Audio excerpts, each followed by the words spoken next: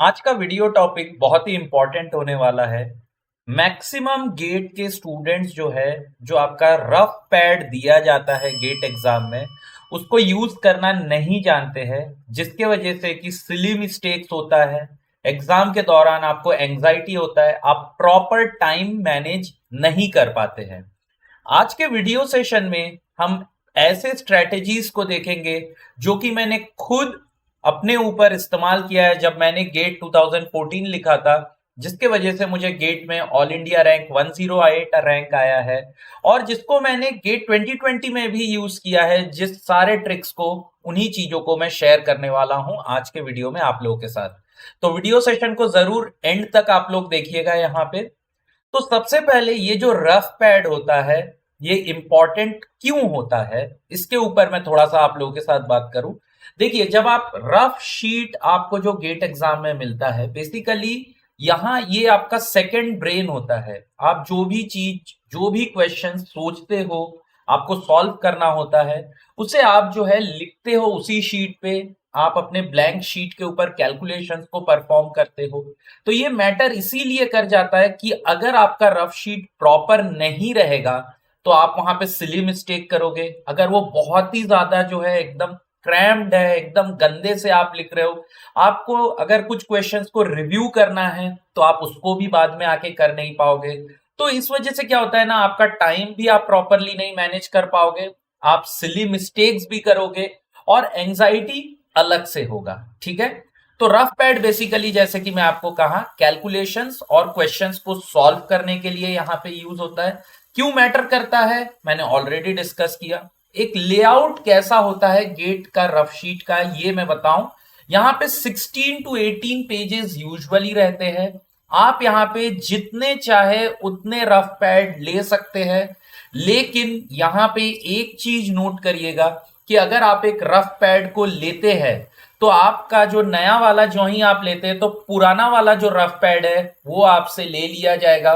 तो बहुत से बच्चों का ये प्रॉब्लम होता है कि एग्जाम के स्ट्रेस के दौरान नया तो ले लेते हैं, लेकिन जो पुराने वाले में कंसेप्ट रहता है वो भूल जाते हैं कि उसको नोट करना, जिस वजह से कि फिर से क्वेश्चन को रिसॉल्व करना पड़ता है। तो यहां पे मेरा सजेशन आप लोगों से रहेगा कि कभी भी एक से ज्यादा रफ पैड का यूज मत करिए। One is enough for your get paper, अगर आप प्रॉपरली लेआउट को फॉलो करेंगे, जिसको कि मैं नेक्स्ट सेक्शन में आप लोगों के साथ डिस्कस करूंगा। तो रफ पैड देखिए, एक जो है बेसिकली ये A5 साइज होता है। ऐसे अगर आप एक A4 शीट को ऐसे हॉरिजॉन्टली अगर हाफ में अगर आप डिवाइड कर लेते हो, तो यही बेसिकली आपका जो है रफ पैड का साइज रहता है, जिसे हम A5 बोलते हैं।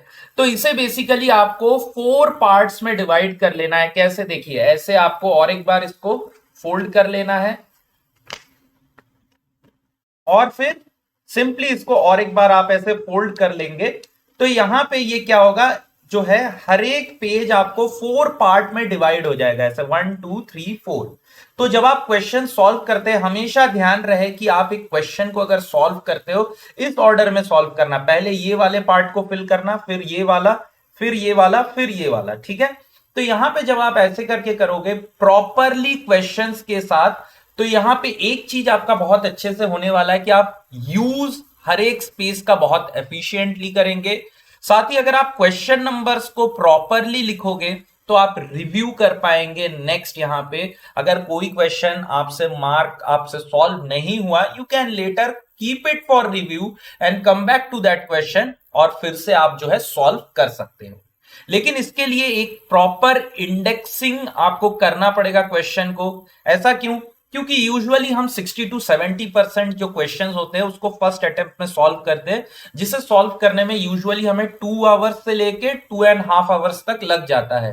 तो लास्ट में जो रिव्यू के लिए क्वेश्चंस रहते हैं, वहां पे आपका 1 घंटा या मैक्सिमम 45 मिनट आपके पास बचता है।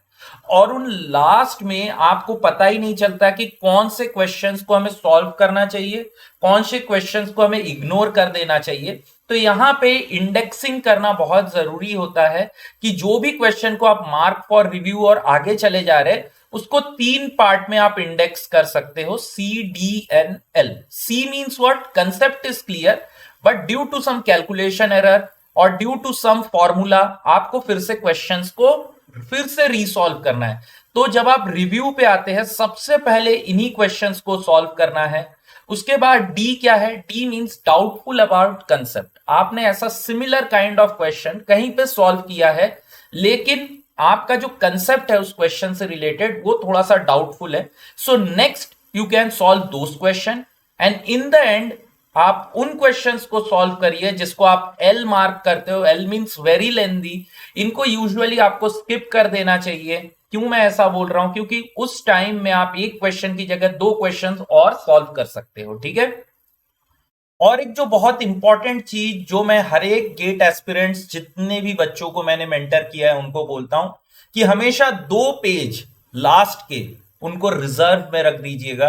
क्योंकि यूजुअली क्या होता है, लास्ट के 15 मिनट्स में आपको कुछ एक ऐसा क्वेश्चन है जिसका आपको कुछ क्लिक कर गया, लेकिन क्या होता है कि आपके पास स्पेस ही नहीं है, आपके पास फ्रेश कुछ दिख नहीं रहा है। तो वहां पे आप जाके क्या करते हो, एकदम साइड में ऐसे कोने में कॉर्नर में कहीं पे स्क्रिबल करके सॉल्व करना स्टार्ट करते हो, जिस वजह से क्या होता है कि आपको वहां पे एंजाइटी होती है, आपको कुछ समझ में ही नहीं आता है। तो इस वजह से मैं हमेशा बोलता हूं कि लास्ट के 2 पेज आपको रिजर्व रखना है। जब आपका लास्ट मोमेंट हो, आपको कुछ सॉल्व करना है फटाफट या चेक करना है, you can use those pages for solving those questions.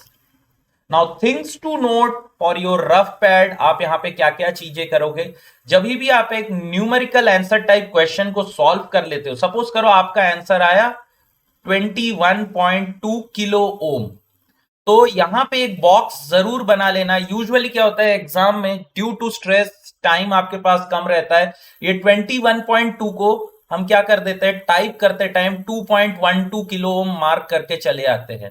And we are very sure कि हमने राइट आंसर भी लाया है। सब कुछ हम जब सॉल्व कर भी लेते हैं, जब हम बाद में आके चेक करते हैं तब हमें याद है कि हमने 21.2 ही निकाला था, लेकिन जब हमने टाइप किया था, है ना, माउस के थ्रू से क्लिक करके, तब हमने 2.12 लिख दिया है, तो ये इमीडिएटली रॉन्ग हो जाएगा। तो इसीलिए एनएटी को हमेशा ऐसे बॉक्स में लिखिए और जब आप टाइप करते हो with the help of mouse वहां पे प्रॉपरली करना है, ठीक है।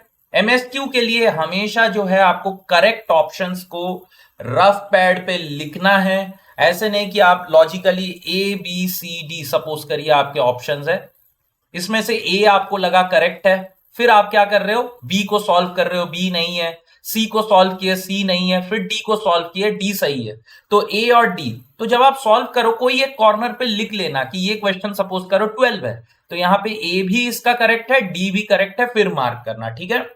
रफ पैड पे कभी भी कैंसल ज्यादा मत करना। अगर आपको कुछ एक कैंसल करना है, सिंपली एक लाइन पुट करिए। आप जितना ज्यादा क्लटर करोगे, आप उतना ज्यादा आपको गंदा दिखेगा और उतना ही ज्यादा आपको लगेगा कि आप खुद के ऊपर आपका कंट्रोल नहीं है। एक चीज जब अच्छा दिखता है तो ये इसका मतलब होता है कि आप एग्जाम सिचुएशन में अपने कंट्रोल में हो, आपको पता है बेसिकली आप क्या कर रहे हो, ठीक है। नोटपैड पे और एक चीज भी मैंने देखा है, यूजुअली बच्चे क्या करते हैं, फॉर्मूलाज वगैरह लिखते हैं, कुछ भी कुछ लिख के रखते हैं कंसेप्ट। तो वही चीजें लिखिए जो वहां पे नीड है।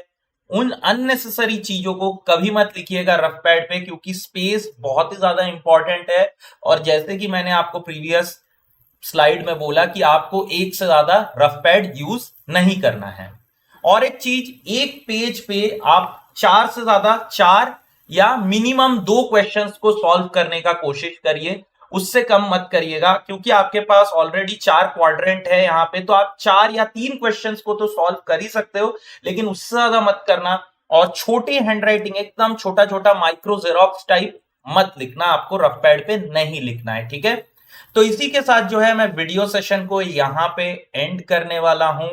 तो अगर आप लोग अभी तक ये रफ शीट में प्रैक्टिस करना नहीं स्टार्ट किए, तो मैं आप लोगों से रिक्वेस्ट करूंगा कि आप लोग जो है जरूर एक A4 शीट ले लीजिए, ब्लैंक ऐसे कुछ कुछ, टोटल में 8 A4 शीट लीजिए, तो आपके पास 16 लीफ हो जाएगा। और उसी में अभी से प्रैक्टिस करना स्टार्ट कर दीजिए। अगर आप डायरेक्टली एग्जाम में जाके इस चीज का प्रैक्टिस करोगे तो मैं बहुत श्योर हूं कि आप लोग वहां पे स्पेस मैनेज नहीं कर पाओगे, जिस वजह से क्या होगा, आपके बहुत सी जगह मिस्टेक्स हो जाएंगे, सिली सिली मिस्टेक्स, छोटे छोटे, और जो है आप इजी मार्क्स को लूज करके आएंगे। तो आज के वीडियो सेशन में बस इतना ही। अगर वीडियो अच्छा लगे तो जरूर लाइक कर दीजिएगा और ये वीडियो को शेयर जरूर कीजिए, और अगर आपने चैनल को अभी तक सब्सक्राइब नहीं किया है तो please subscribe the channel. Thank you.